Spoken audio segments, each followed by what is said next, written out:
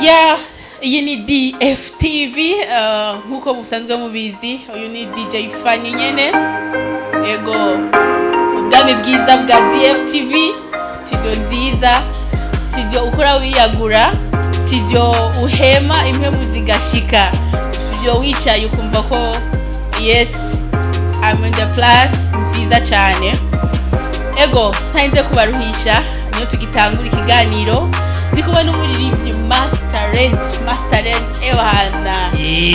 yajaberewe cyane mkono kama wote mama nakuwa na kifua mbona thank you yani category nizo ndakwemeye cyane hama mwese muko muradukurikirana ndabibutsa kandi yuko ya DFTV na DJ Fanny brand ambassador wa Crown Royal bwana nawatambulisha na kuwaonesha kwamba tunazo mjengoni Simba Waragi. Haina maana kujichokesha ushaka kunwa kantu kuruhira ubwenge urashaka kuba wiriwe ku kazi wakoze cyane ukavugatisha kuruhira ubwenge ndabushire ku gihe ushaka kunywera Simba Wanyika bani bakora inzoga gusa ndabisha ko bakora novuga ati amatangawizi yamwe ushobora kunwa tangawizi nk'abantu bafite ikibazo cyo kuba constipe mu nda ukagira ibintu ugaca bindira byimvye ushaka kwinywera katangawizi kabo uva ubuzima bukaca bumera neza ugashironka kuja hahandi ntarinze kuvuga hama ubuzima bukabandanya. Yes ndikumwe na Masterland reka sindabaruhishe ndamwakire uramutsa bari kwadukurikirana Masterland nipe beat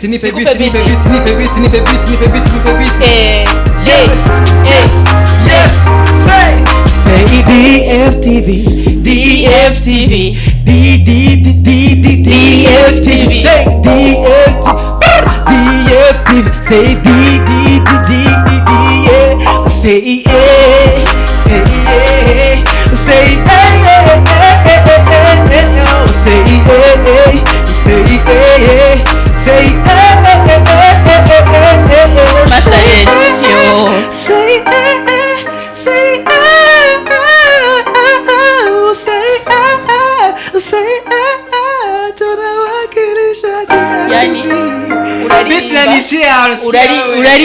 urarimba gushika numva umubiri uri kuramererezwa nkumva mengo ndiko ndinjira mu yindi sinzi yondi yani Masterland sijui jiza merci mani urarimba turirimbira kwanza sabwe gatonya ko niyo ndirimbo igukura novuga mu isi yabanduye gutwara mu yindi y'abazima. Yes by the way shano kota ende kintu kibure hano rero izuze ni gitari kugira ngo umuntu yinjiye bisadisha duze no uri muri mood iside sanzwe nagweruka kera mugabo bro nagweruka kera ni ubuye cyambere wahinduye ibintu byose wagangutse inzobe yabaye nyinshi ngira basigaye wiyogera ikivugo twabane twoga amazi ngira wiyogera ikivugo to man nekerera impamba sifatwe n'inzara mumperera amazi mw'isoko ryawe ritahera simfatwe n'inyota mana nyobora sabwe mana yanje ndarengutse sabwe genza uko ushaka ndatahutse. Oh my God ungenza uko ugomba ungenza uko ushaka mwami ungenza uko ugomba mana yanje ndarengutse mana y'izindi none bavuga ngo abantu gukizwa abantu gukizwa uririmbe n'umuntu nkawe utarakizwa urindiriye iki nk'ubu umuririmbyi nkawe uraririmba indirimbo nk'iyo umuntu atarumva ko yokizwa yo barindiriye iki uraririmba ukumva ko n'umubiri umerereje ukizwa iyo indirimbo ziryoshye zituma abantu bakizwa abantu bose baba barakijijwe ko ari abantu baririmba nk'abamarayika tuvye hano mu Burundi no bindi bihugu ariko ibyaha bigumaho ko shitani rero ntiyicaye gumakora ahinda abantu bacumure ariko urumva ko gukizwa mwese aragira igihe cy'Imana ikamuhamagara ngo ntapfe ariko yegere iyo ayikorere niyo mvuga ati indirimbo iraba bamwe n'abo bantu kandi it's normal kuko umuntu wese asigiye ciwe Imana akaje mu bintu mugabo akamenya akagira n'igihe aca bugufi kamati ikace bugufi nubaha Imana ndayumviriza ivyo ngira sinje kwigisha mu y'Imana mugabo ibyo ngenda bikisha ko no birumvikana nta kibazo hani muri DFTV urisanzura uravuga urumva umuzunguruka ukumva ukimeta alles unazo umeona yani una relax hapa ni sehemu ya kutuliza yani unatuliza vitu vyako vyote unaongea huko free unaongea na wanani mafans wako unajua kuna kitu hakuna unajua tena ni changamoto kwa imbaji ukimwambia mtu akuimbie kwa interview hana monitors za kusikia feelings ni kama retour usikie umeimbaje muziki urudie usikie afu hicho kitu mimi sikukitakaga huko kwenye studio unakutana hauna mudu ndio maana wakati unaimba kwa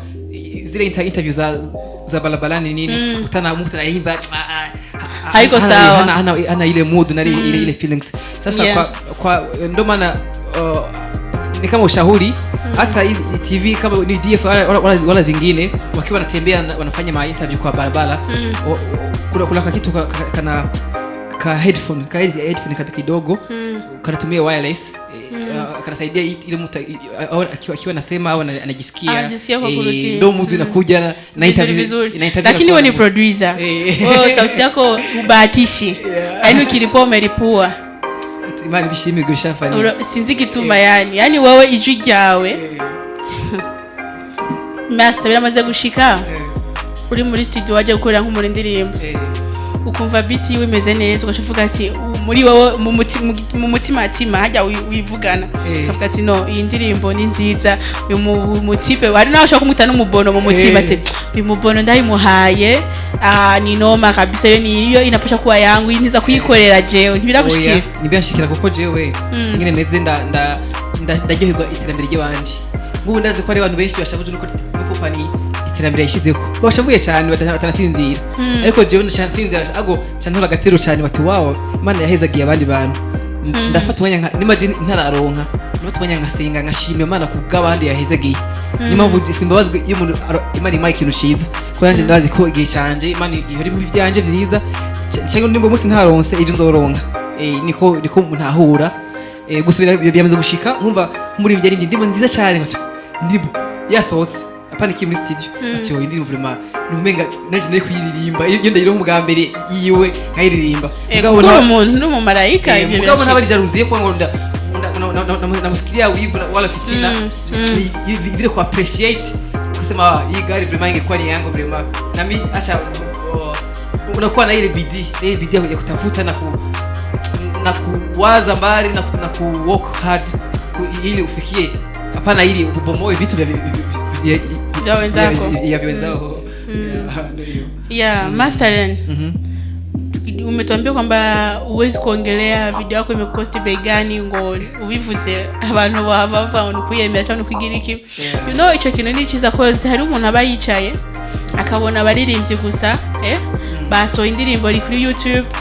ntamenye sirago mwaciyemo ntamenye the way sinzi mutaryama nuko muri mvira gukora ikintu ciza yani akabona iyo video akumva mengo yo downloading akayirungikira Matiasi akayungikira Filipo Jenny ipuziye akumenga no kwiraba yubateye umwanya niyubuka yuko ari ibintu bisaba ingufu bisaba umutahe bisaba kwiyumvira mwakoresheje that's why je ndiko ndabaza umuntu ushaka kumubwira ati tugira ingufu wakoresheje fani ibaze nk'umuntu ndakwazije tungira DFTV amafaranga wayikoresheje kuri media wivuga kuri televiziyo no byo bivuga cause ibintu abantu nyine barabibona ati si byoroshye barabibona cause ni studio ya mbere mu Burundi sinduko ndiyemera kubera ngo ari iwanje gusa umuntu yaravyitaye ku mwanya munini igihe kinini imyaka 3 n'amezi 8 uvuga hari ibintu birebire ya urumva ko uba wari concentrate bikwiye kugira ushoboye gushikana ku kintu ciza kuko uravye amastudio mu bindi bihugu yantera umujinya même si novuga ni gato mugabo gato keza yeah of course ejo kazokura ego yeah natwe ko bimeze byukuri ikintu kugira ngo umenye uburemere bwacu ugikompara n'ibindi hajya no kugira ngo umenye ko ipantaro yawe zimbutse uyikompara n'iyindi y'abandi izindwa cha yaciye kubutse bicubuka unaji examinate yourself ubwo rero je kuganje rero cyo novuga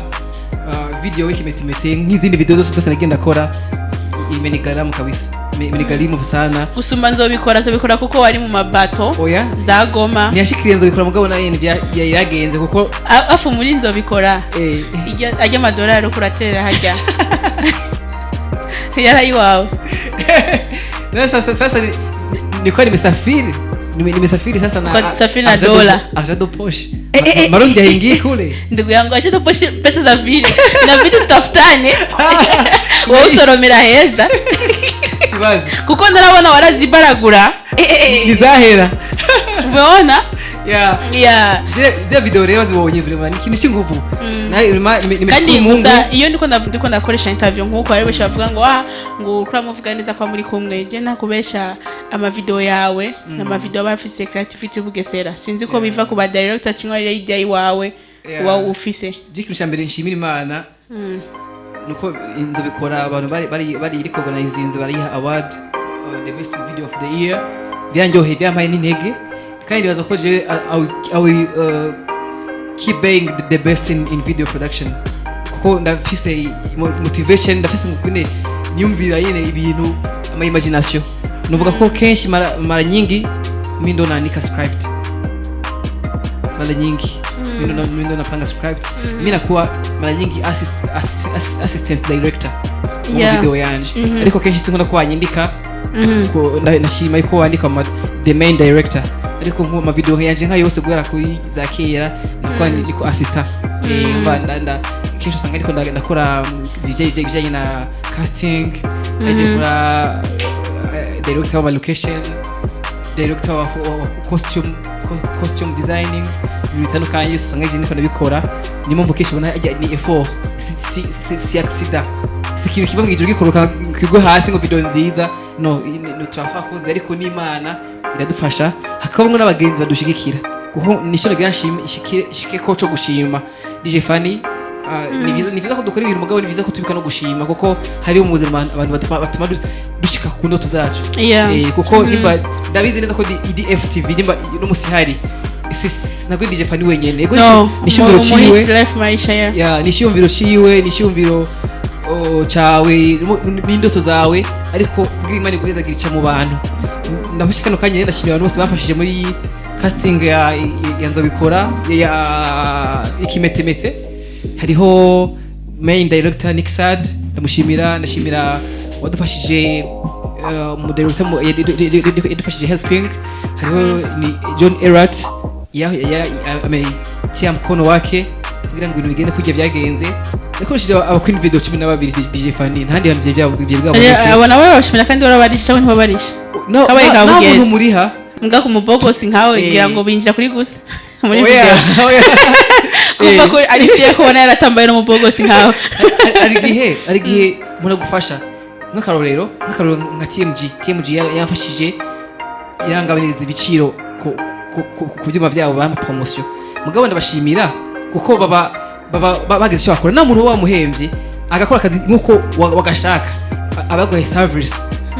no kumushimira rero ndashimira nka yukoko ni badukorera ya designing y'impuzu harimo n'utwa Darlene umujournaliste nawe nyine nkubu nabarishe muri fashion mugabo ndabashimira cyane kuko yego ndabitaho umva sikintu cyo ngo umuntu ngakwanye ko yakujya kwindaya no bakona kuvuga indaya na Marizana unaenda zako naenda zake tunapaswa kuwa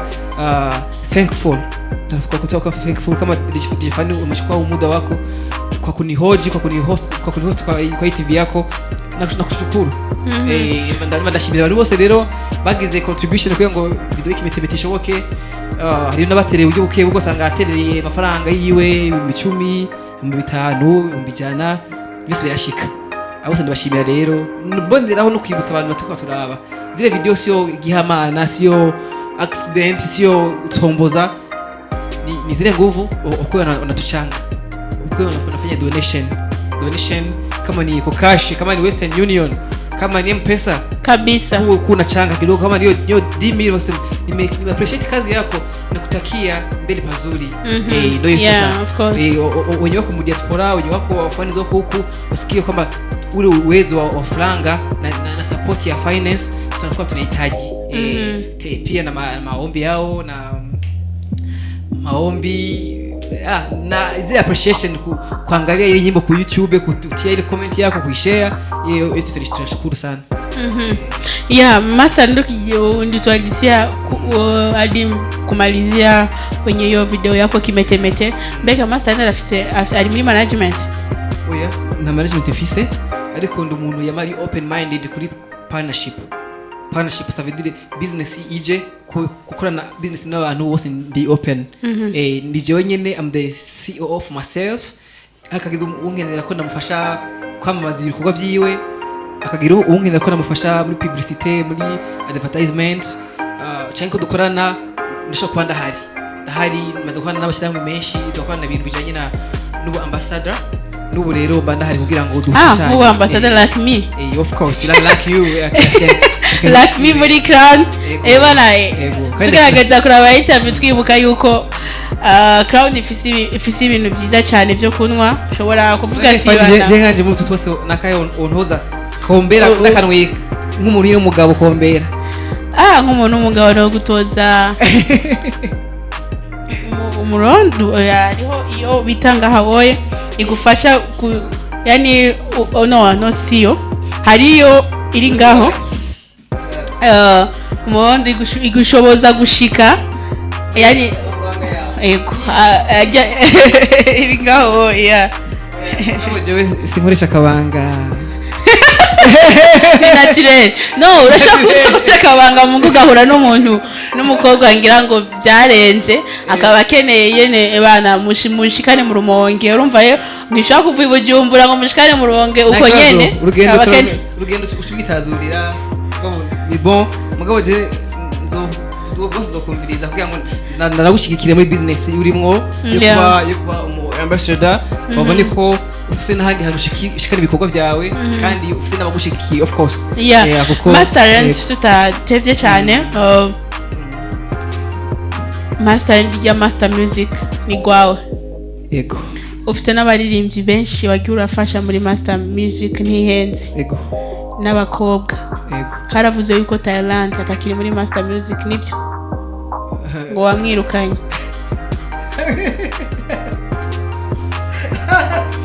ngo navyumvise ahantu ngo Masterland yaramwirukanye Thailand ntakiri muri Master Music nibyo uko turazi ko ari gwawe Master ni team uri producer hari studio hariho n'abaririmbyi narumse ko Thailand atakirimo nibyo Thailand uramwirukanye waramwirukanye ndatwenze ariko sinamwirukanye ahubwo ntanuko kandi yafise contract nk'umu artist ari signed muri Master Music ariko iri mu genzi wo hafi ni nk'abana mbaye ubugenzi bwaraheze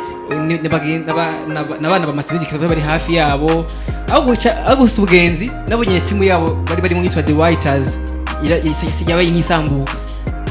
kuko bari bakoze n'ibintu bimwe n'utwa Diane Gomez basha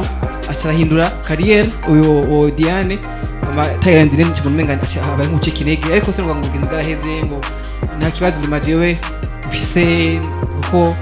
uretse nawe n'abandi bantu bose nta kibazo bigira ngana n'abantu n'ama positive minded kandi baza ko nawe nyine nakumiriwe gukora na Master Music kuko nawe nyine afite icyo akoze mu career yanje irambere mu dance igihe kirekire yantambira afite n'icyo contributize muri kugira ngo mu buzima bwanje bose cyo kuvuga nkuko yego nomwirukana ngo cyangwa ibiki iri mvugo ari mu karuko re mu jambo rimwe agukumbure ari mu vyiwe nyine bindi ntomenya kuko mwese mu buzima bafise private life n'ubuzima bwiwe n'ingene nashaka kubutwara niko novuga yes Masterland ari mu rukundo urukundo n'abana urukundo like novuga ko ufise fiance cyangwa girlfriend uramufise namufise mugana mushaka vraiment ndifuza ko 2020 itohera nkiri single vraiment ndabishaka uri serious kuri single ladies muri hey isingo kuko sitiri kumwe ngari singo abaredi zimuriye mukora akazi kandi ubuye nibikingo bya kera ngo arindira yuko umugabo umugahita kukurondera amatwi asumira ngo n'abakobwa basigaye kwandikira message urumva ngo ahera koza kontinemo urumva ndakunze ngene uririmba ndashaka tuba abagenzi byo habagaze umurozi ngo nakuzane na gift waronka gift n'umuhungu cyangwa mengo c'est fini wari bombe yashoboka kure gusa ikoze kora kuhaba kenshi tuze makenga no nkunda koze gafani uyaje nk'umuhungu akudurazi ari nishaka kwiyumvira ati usanga daraga n'abandi bantu benshi umuhungu andiraze ati oya biri normal ku umuhungu andiraze je bibiri n'abandi amutahura koze no muri bibiri yarazi ko Adamu naye kuraze bwatangiye kurondera ubundi so kuri je ndabona ko ari ibintu bisanzwe none nibishika ukamufata nk'umu player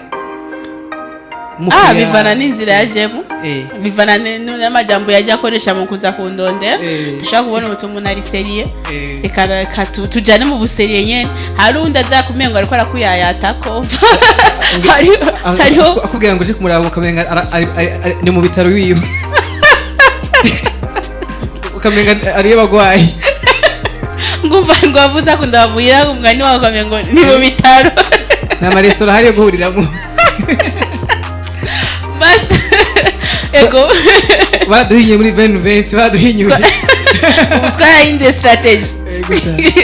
Masterland inyuma y'ikimetemete kindi kintu uvuga tutegurira abafanzi bawe bicare bavuga ati bana ntituva ko tuguma turindiriye kuko ndazi ko ari benshi bamaze kugira subscribe barindiriye gusaba ko notification ibagwako gusa ikintu kimwe gihari fani abantu benshi mu buzima barakunda gukunda kwihuta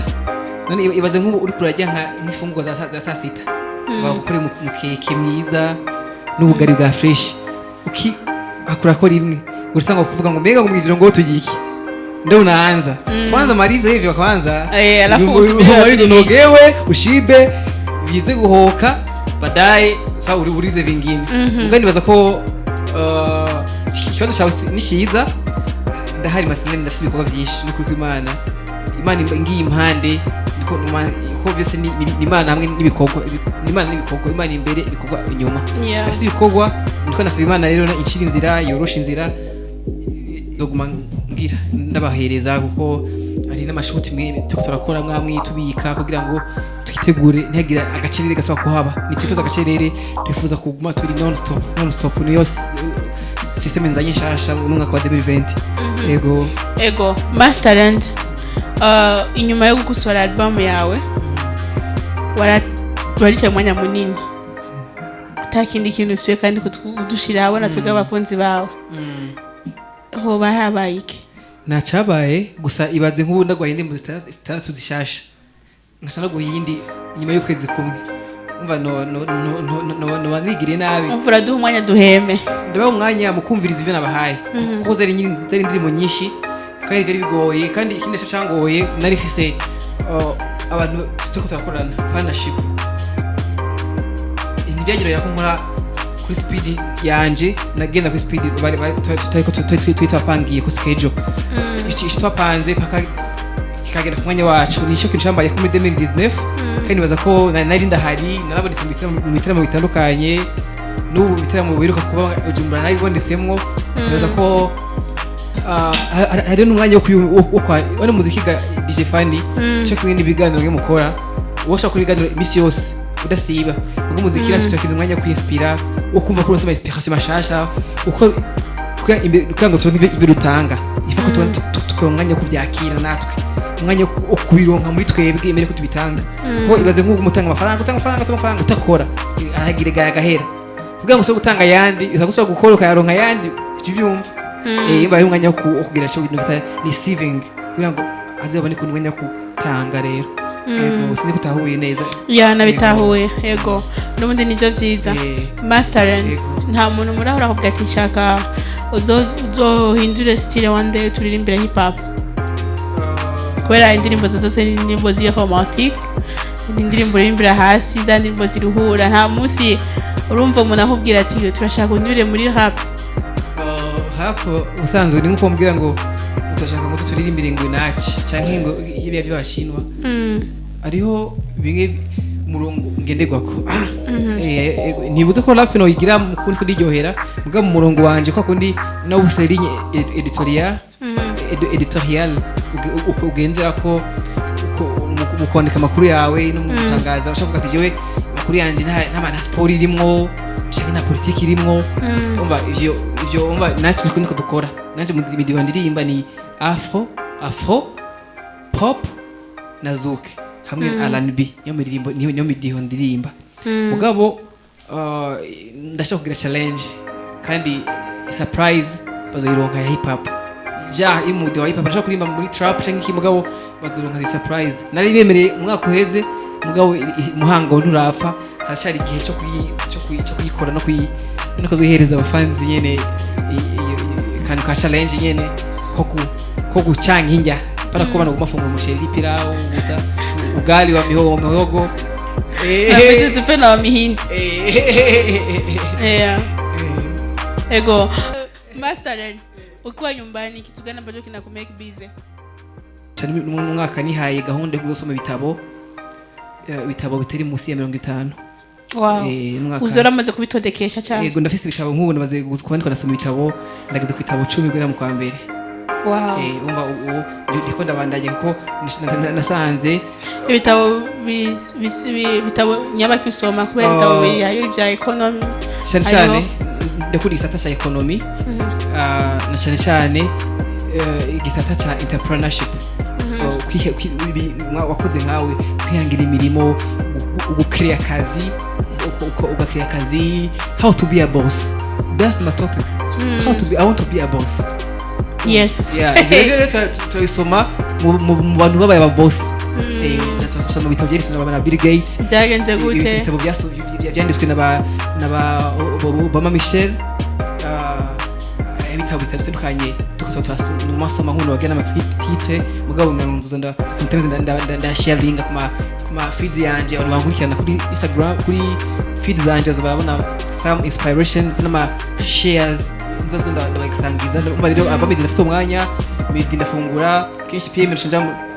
muri studio akurikirana ibikorwa bya studio Master Music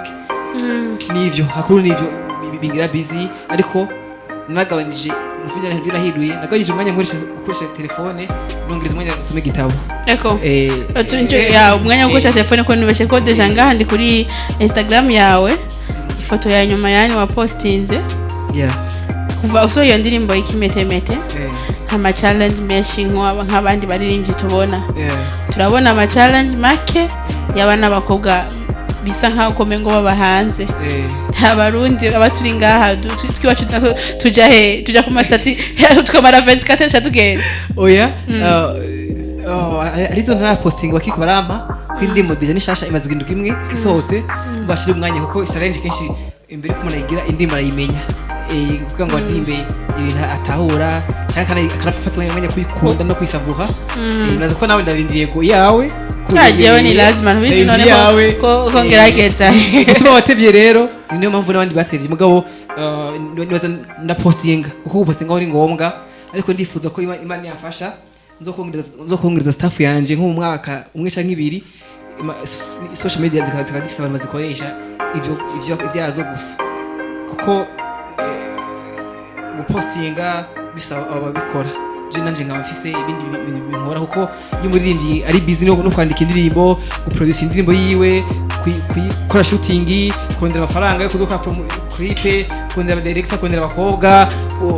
gukora promotion yayo gutegura concert cyangwa posting ma challenge postinga ni ibintu usanga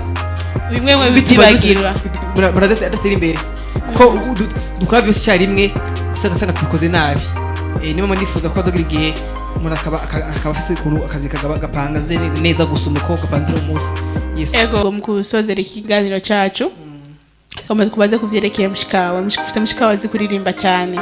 mugabo nitumura mubona muri game deja umusaza wafise studio umwanya wose yo kuyumvira yo vyuka akiyumvira ati je shaka gukora indirimbo yoze gakora ata mafaranga ataki mugabo tugerageje kuraba aririmba gake